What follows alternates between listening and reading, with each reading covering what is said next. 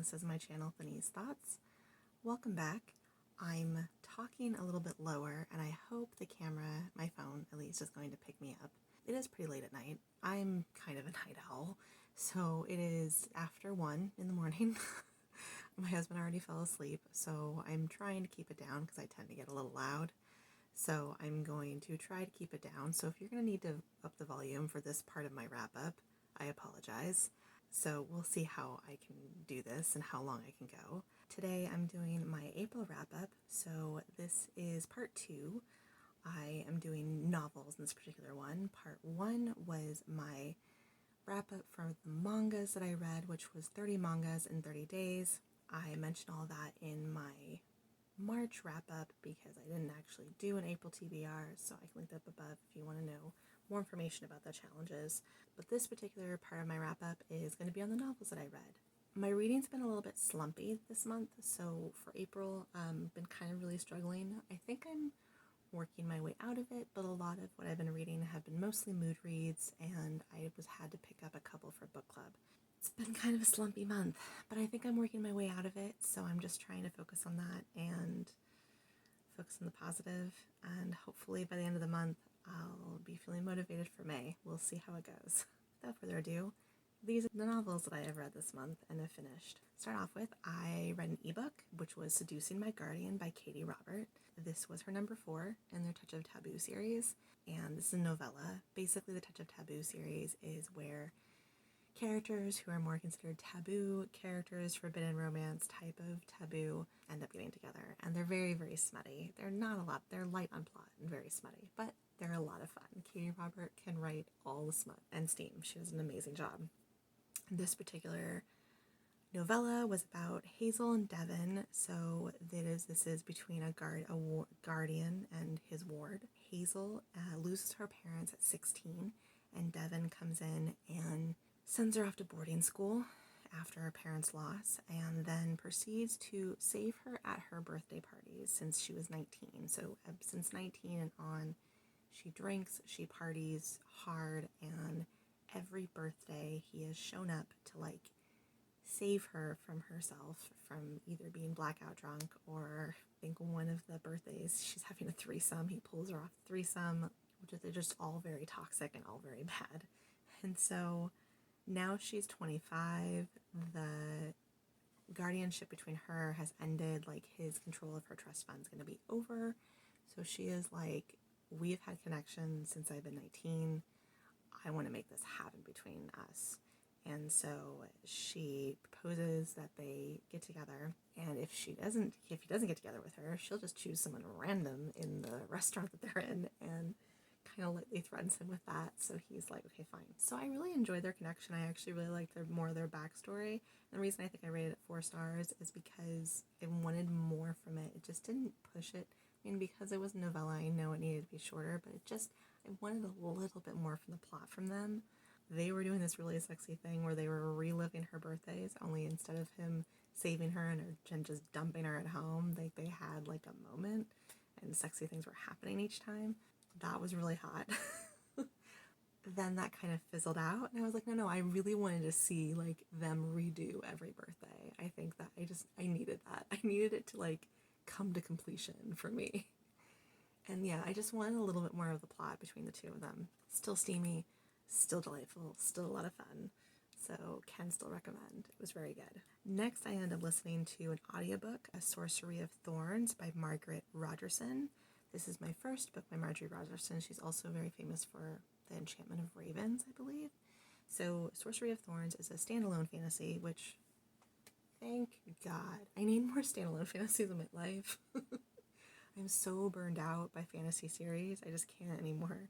This was really fun, and I really enjoyed this. So this particular story was about Elizabeth.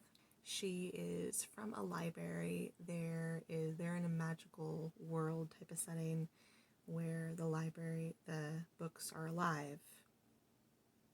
Okay. And the magic is all done through demons and demonology, essentially.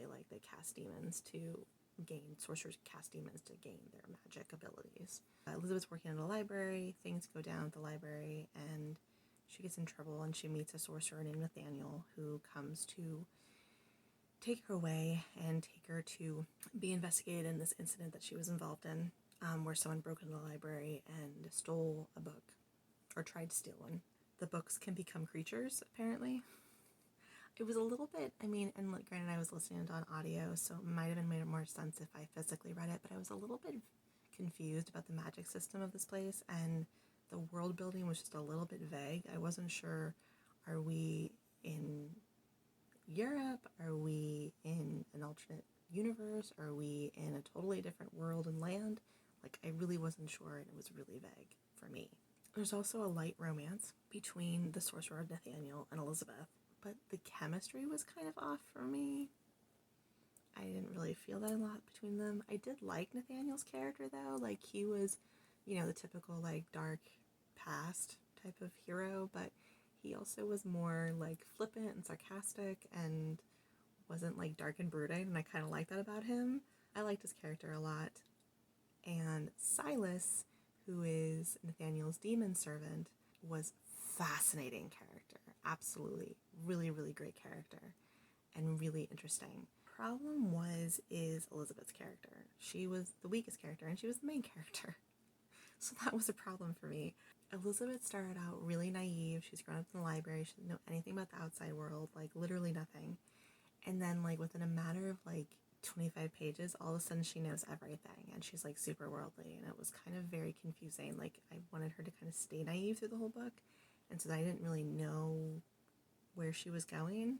I did like that the villain was obvious in the first 2 minutes of meeting him, and then literally then the villain, who the villain is, like 5 minutes later. I love that we didn't have like a drawn out like reveal of the villain when we already knew who the villain was. That was really refreshing. I'm really, really glad that it didn't rely on the trope of the villain you knew that was the villain the whole time is revealed as the villain. No, you learned like the first 5 minutes. I just really appreciated that, and that made my soul happy. So it was still enjoyable. I still really liked it. The narrating was really good, but I just wanted a little bit more from the plot. I wanted a little bit more from the characters. I especially needed something more from Elizabeth. I think she was just the weakest character, which was very unfortunate because everyone else, especially Silas was such a great character. The one thing, the problem that I had with the narration though, was that the narrator pitched Silas's voice so low that I had to keep adjusting the volume several times because she kept casting his voice so low because he's very depicted as being like very, his voice being very cold and controlled, which is fine, but you don't have to pitch the volume low. Like, the voice was pitched so low that she didn't lower her tone, she lowered her whole volume of her voice. So it was like, blah, blah, blah, blah, and then I was like, it was like, ugh, okay, I'll turn the volume up again. Okay, wait, I have to turn the volume up again. It was a little bit frustrating. Again, still enjoyed the narration though, and still enjoyed the book. But yeah, 3.5 stars. It was just okay for me. Next one, let's just listen to, is an audiobook. That was Much Ado About You by Samantha Young. So this is about Evie. Evie moves from Chicago to England. She has a failed, terrible date. She quits her job, and then she decides to move to England, northern England, where she has the opportunity to live over a bookshop. And then she also takes care of the bookstore while she's there. And while doing so, she meets Rowan, who is like a farmer from northern England area. I'm going to try not to rant about this one because I had a lot of opinions about it. I rated it 2.5 stars because I think there was still good moments in it. But the overall story, plotting, pacing, characters, I had so many issues with. So Evie comes to live at this take care of this bookstore, and she basically gets involved in small town life. I'm from a very small town. I know what small town life looks like. I didn't have a problem with small towns. I actually really enjoy small town romances. But this small town was just kind of obnoxious. And Evie was kind of obnoxious. Like, she just kept getting involved in everyone's business. And in some ways, and it was helpful, and in some ways it was kind of damaging. But each time she gets in someone's business, like, it all ends up positively and the issue's resolved because she butts her nose in. Like, I didn't buy that. Honestly, that kind of shit doesn't go very well. And I didn't understand why Evie had to go in and save everyone. Like, who the heck are you? And then it was like, oh, but she was like accepted by the town. And it's like, no. Small towns don't accept you like that. No matter if you get adopted in or not, or if Rowan has a thing for you or not. Like, Rowan, like, basically, like, moved in on her to, like, try to convince her to like him and convince the whole town to, like, back him. I don't know. It was very confusing. And then there was no chemistry between her and Rowan, like, whatsoever. Except he was, like, hot and had an accent. Like, I don't know. I had no chemistry whatsoever. And then the conflict, don't even get me started, between the two of them. Really weak conflict. I was so annoyed, though, because here she's traveled from Chicago. I assume she has never left the country before. She leaves Chicago, goes to England. She's super jet lagged, so she sleeps all day when she arrives. And then the next day, at nighttime, she goes out to the pub, gets totally smashed. And I'm like, this like woman has like recuperated from jet lag the fastest I ever seen anyone recover from jet lag, especially leaving the country for the very first time. What? No. And then no like culture shock. Like, you just left the country for the first time, and even like though England like is English speaking, like you experience some form of culture shock. Everyone has their own experience. But I remember my first foray when college, going to England, I was super jet lagged. And I didn't sleep on the plane because I don't sleep well on planes. And super culture shock because I was so jet lagged and exhausted and tired. Like, I was like, I just very viscerally remember like being in the bus for the first time, you know, the bus taking us to Oxford from the Heathcliff airport, and just being like, or being on the alternate side of the road totally weirded me out because I was so exhausted and so out of it. And jet lag took me like a good like 3 or 4 days, maybe, but probably more like a week. Like, I feel like it took me a whole week to really feel like I adjusted. And she took a day, and she gets smashed at the pub the first day, and she tells the whole town all of her deepest, darkest secrets. I'm sorry, what? I don't understand. I had so many issues with like the plot devices and what happened in this book, and I was like, maybe this is a debut author, and it's not. She's written other things. I don't know. She's from England, so maybe she just doesn't have the perspective of like an American coming to England. And then it's about Much Ado About You. Okay, so she's like super obsessed with Shakespeare.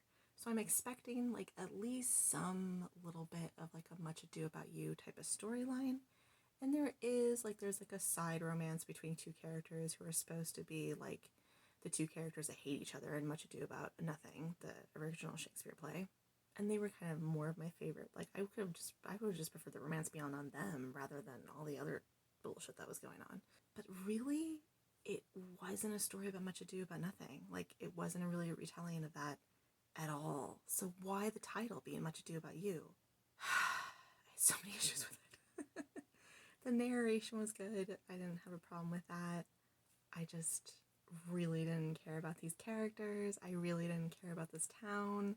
And then Evie's best friend is like pissed that she decides to like stay in England, or that she's like finding a man in England. Like, what kind of stupid best friend is that? Are you kidding me?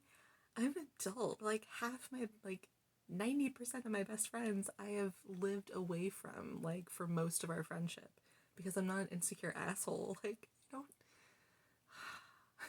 What kind of friend? Like, she's like so pissed that she's like, her friend's gonna move to a different country. Like, my first reaction would never be to like bitch at my friend for wanting to move to a different country because she fell in love with someone. Like, never. Like, I'd be disappointed and I would be sad, but I wouldn't like shit on it the very first like chance I got. So what kind of best friend is this? I don't. There was so many issues with everyone. And this is like made me think like this, the author from a small town, because like she can imagine why the best friend like wouldn't be. But if the best friend's from Chicago, the best friend knows, like, I don't know, wouldn't have a big deal, make a big deal about it.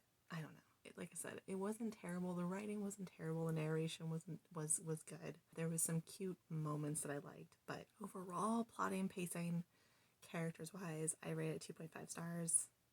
It was just not it for me. I was not a fan. I'm going to move on because I could go on. Next, we have an ebook. I read Shoe by Alexandria House. This was number 3 in the Them Boys series. It's about the Marshall brothers. I think they're the Marshall brothers. This particular story is about Shoe and Darcy, and it is a black love romance. This was my favorite out of the series. Most of the other books have started in the middle of the romance, and then you get flashbacks. This one actually really starts at the beginning, which I like. There was a weird flashback moment in the middle that was kind of strange, but mostly it starts from the beginning of their relationship. And Shoe and Darcy are much more of a slow burn. Shoe was the middle child of the brothers who were very heavily abused physically by their father. Shoe is the middle brother who is a lot more quiet and a lot more dark than some of his other brothers, and he struggled more than those other brothers seem to have. He's a little bit more quieter, and yes, so he was a little bit more intense, but I kind of liked him. And so he visits his father, who is in a nursing home often. And Darcy is like the nurse's aide who is there, and he always goes to the graveyard shift because he can't sleep, and meets Darcy that way. And Darcy's really interested in him because, he's this really, really hot, big, muscular guy, and he's really interested in her, and starts really getting to know her a little bit more. She comes from a very broken situation and family and issues of her own. Them broken coming together was really, really good. All the trigger warnings, though, as I mentioned, there was mentions of child abuse, rape, incest, and infant death, as well as there is a mild attempt at sexual assault. Some might not think it was bad, but it was a little bit triggering for me, so just FYI. It was still really good. This was definitely my favorite of the series, and I really enjoyed all the brothers, but Shoe was definitely it for me. It was really, really good. Yes, strongly recommend. It's a little bit of an age gap romance between them, too, because he's quite a bit older than her, because he's in his 40s, and she's still in her mid to late 20s, I believe. So, yes, but their connection was just really, really good. So, yeah, really enjoyed 4 stars. I don't know why I did that. That was awkward. Next, I listened to an audiobook. This was Happily Ever Afters by Elise Bryant. This is about Tessa, and she's an interracial character. She is, her dad is black and her mom is white. I really liked seeing this character, and as well as just love the rep of a biracial family, as well as her brother is disabled. He has cerebral palsy, and because of that, he has several disabilities and issues, hearing loss and mental issues and physical issues, so he has an array of disabilities based on his cerebral palsy. But what I like about him is that he wasn't the main focus of the story. She just happens to have a disabled brother, and it is not about her having to deal with a disabled brother. It's just he happens to be disabled, and I thought that was worked in really, really well. So Tessa they recently moved to Southern California from Northern California. Tessa is struggling and getting into starting a new school. She gets accepted to a specific high school that is focused on arts, and based on her writing, she writes stories, and she writes mostly romance stories and love stories. She starts at the school and she isn't able to write. She freezes she starts school and she is unable to write. She gets in a writer's block, and so she decides to jumpstart her writer's block. She needs to fall in love and start a romance for herself, and she's been crushing on one of the popular boys of the school. But she also is noticing her neighbor, who also goes to the same school as Sam, who is a baker and bakes all the desserts. It made me really hungry reading this book. It was really cute. I really liked a lot of the rep in it. I really liked a lot of what Tessa is struggling with. I think as a teen, I probably would have obsessed about this book because I was writing back when I was still a teenager. I just really, really enjoyed that. There was a little bit of a love triangle, but you kind of know what direction it's going in. I liked how the love triangle resolved, at least in itself. But I thought the middle of the plot really, really dragged for me, and then the ending was just so abrupt. I think I would have liked her coming to the conclusion of who she liked drawn out a little bit more, and a little bit more of the resolution from the ending, and less of the bogged down middle of the story. So there was a lot that I really liked about it, and this is a debut author. I think for a debut, I think it was really good. I still really enjoyed it, so I rated 4 stars. yes, I think the pacing was just a little bit off for me, but the rep and the main character was all there. And also, but I will say, Tessa, her anxiety and how anxious she got about everything. She needed therapy. I just wanted her in therapy so bad. So please, just some more positive therapy rep, because I needed that from this story. Next, I read an ebook. I read That Kind of Guy by Talia Hibbert. This is about Zach and Ray. We have all the tropes: interracial romance, age gap, demisexual rep, fake dating, and a small town romance. This is her book 3 from the Ravenswood series. I have read book 1 and now book 3. I skipped book 2. I'll probably go back to book 2 though. Zach is a demisexual. Ray is a Black woman who has recently moved to the small town. Zach has been there this whole time. And if you've met Zach in some of the earlier books, I really, really love this story. I really love these characters. Zach and Ray have a really great friendship. He comes out to her as demisexual and explains what that means. And then he offers to, as her friend, to be her fake date to go to a book conference where she will run into her ex-husband. And their friendship was really genuine. I really liked. Rated 4.5 stars. So I really, really enjoyed the story. However, I will say, I think because it was a shorter one of Talia Hibbert when she was still indie romance, it was just not, I think the character development could have just been drawn out a little bit more, and you could have gotten a little bit more from their connection. He went from explaining his demisexuality, like, as a way to explain, like, hey, we're just friends, I'm not really interested in pursuing anything physical with you, to being attracted to her really, really quickly. And I think it's because, like, they built their friendship, and their friendship got more intense and more connected. But you didn't see that on page. I needed more of that so the transition for him made more sense to me, considering that he was a demisexual rep. I just needed the characters their connection a little bit more developed, because it is a shorter novel. It's only like 260 some pages, so yes, I just needed a little bit more. But I will say that I really, really liked them, and I really liked their connection. I loved their story. I really loved it and really enjoyed it. And I also feel like I really need more demisexual rap romance. I'm hoping it's out there. There's so many insta-loves. Like demisexual slow burns, I need those in my life. So if you need demisexual reps that you know of, please let me know. I would love to read more of those. So that's it for novels. So I'm probably gonna finish one or two more, and then call my novel wrap up a wrap. So I will come back and do that as well later on. Stay tuned. And I'm back. Hello. With a totally different hairdo. So I ended up reading and finishing 3 more novels in the month of April, which is not what I expected. I thought I was going to do 2 for sure, but the third one kind of snuck in, and there's a reason for that, so I'll explain. So the last 3 novels that I ended up reading for April was The Intimacy Experiment by Rosie Danan. This I listened to as an audiobook, and I ended up rating it 5 stars. So this was about Naomi and Ethan.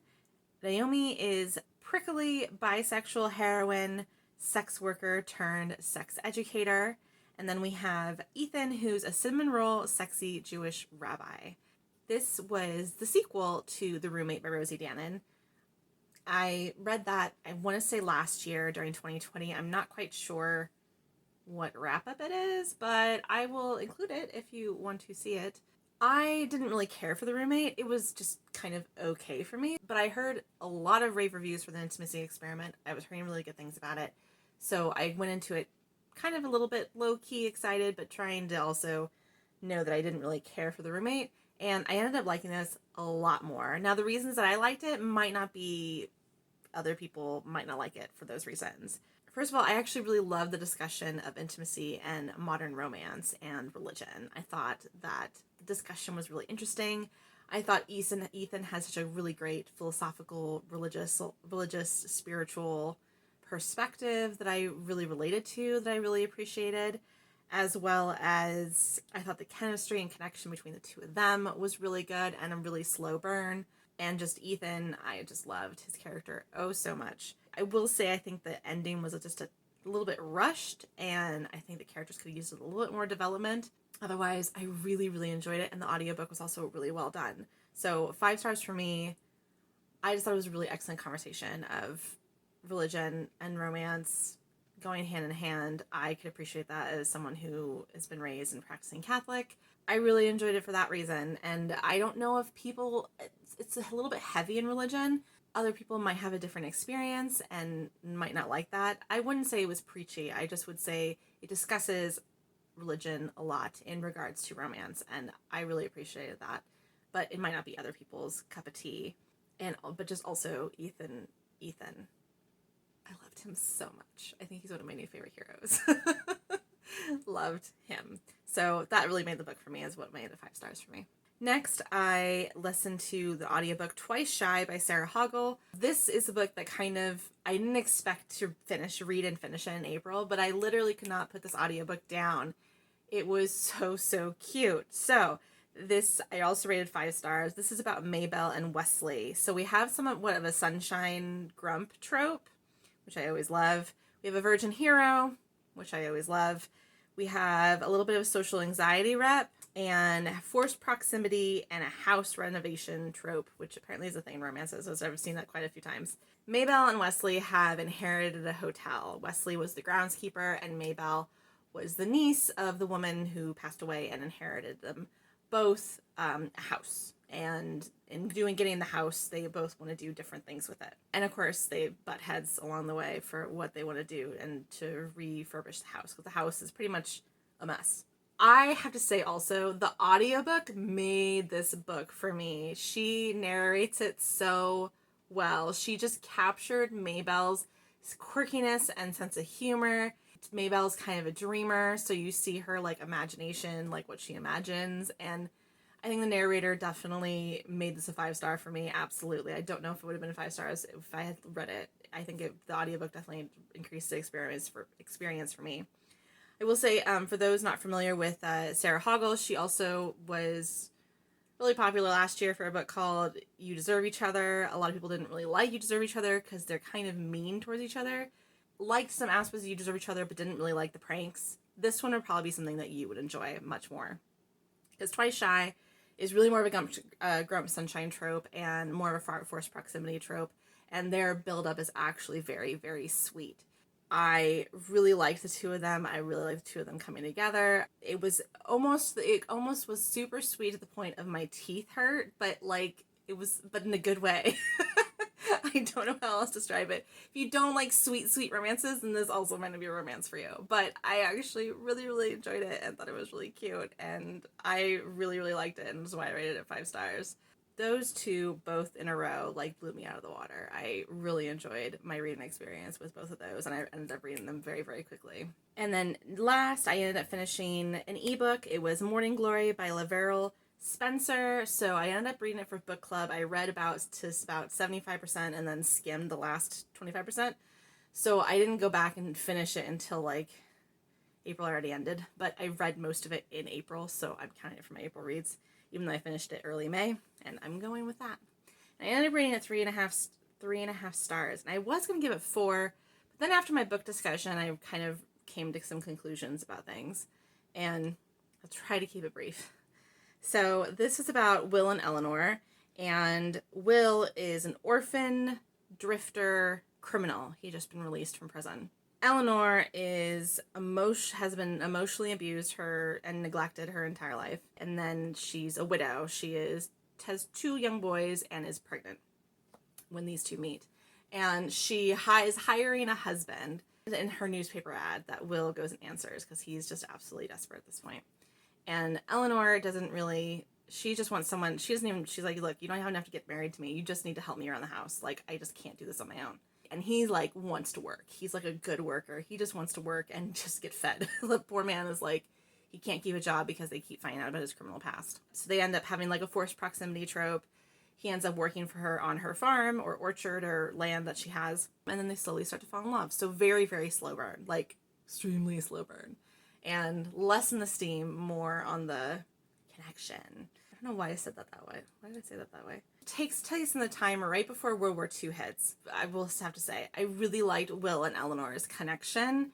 I really liked their story. I really liked their slow burn. I really liked how they were 2 broken people that came together. There was something really beautiful in that. I love that. The way it was written was really interesting because the perspectives were ever shifting all the time. You would have sometimes in the same page, it would shift 3 or 4 times between the two of them, which at times was really confusing, but at times ended up being kind of really beautiful, and it was interesting for me, and I kind of liked that. And at times it was also kind of annoying. I didn't like it, so it just kind of depended on what was happening. I think it was really beautifully written, and that's why I kind of wanted to rate it 4 stars. But there was 2 things that happened which is why I ended up rating it a little bit lower. One of them being was that, again, this takes place right before World War II. So World War II hits, and Will ends up getting drafted, and there's a whole storyline about that. I actually thought it was kind of interesting to see more about like the draft and what they went through in war times, and mostly anything that I've read historical wise about World War II was usually always set in Europe. I don't usually see anything set in the US, or at least I haven't read anything set in the US. So that was interesting for that reason. But there's also a second ending that involves the villain, a female villain, who is Lula. Lula is like the tramp of the town. She is out to try to seduce Will as best as she can. So there's a whole other ending that involves Lula. And so I just felt the pacing was a little bit off. I feel like it could have been World War II and it ended with him coming home or whatever the case was, and or it could have ended with the Lula storyline.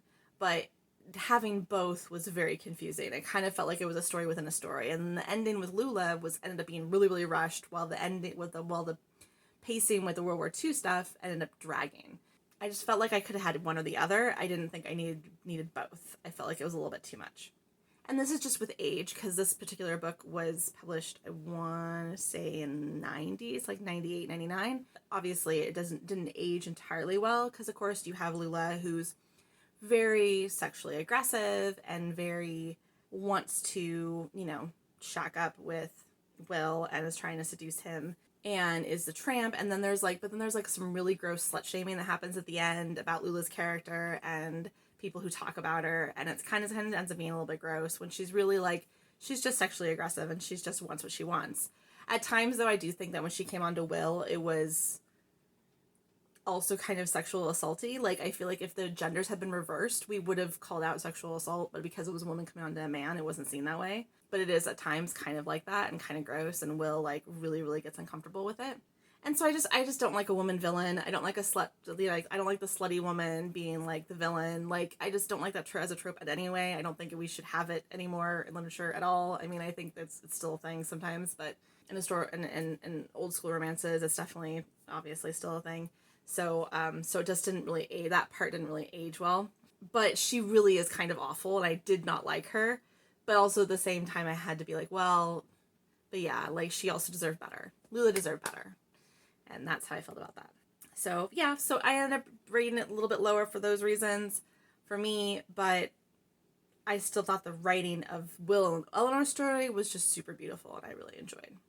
That is the end of my novel wrap-ups for April. So I ended up reading, to sum up everything, I ended up reading 9 novels that were 4 ebooks and 5 audiobooks. I didn't read a single physical book. The only physical read reads I did was my manga reads.